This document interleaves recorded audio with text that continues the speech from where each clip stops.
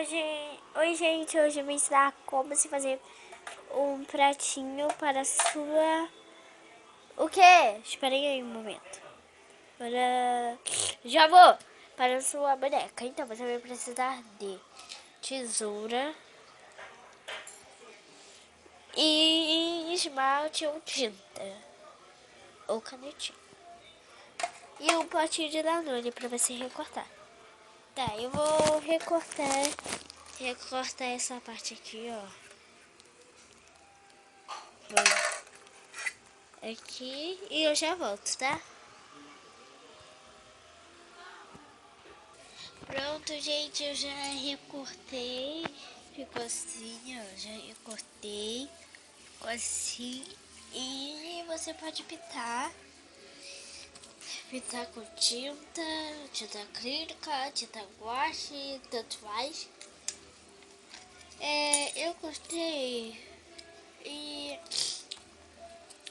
você pode lixar, só que eu não lixei, que eu não gosto do barulho da lixa.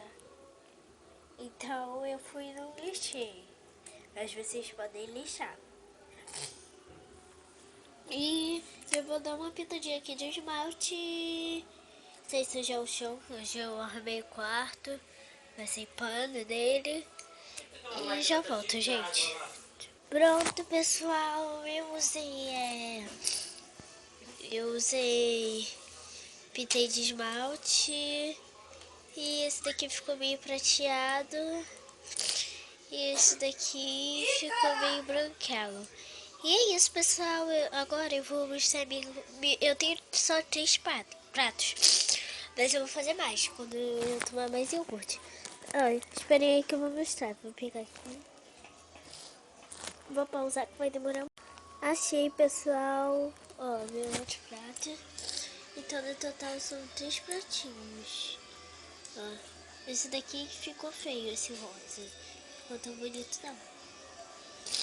Esses dois junto com o de iogurte. Esse daqui foi chamito. Por isso que ficou menor. E é isso, pessoal. No próximo vídeo eu vou ensinar como se fazer um travesseirinho que nem esse.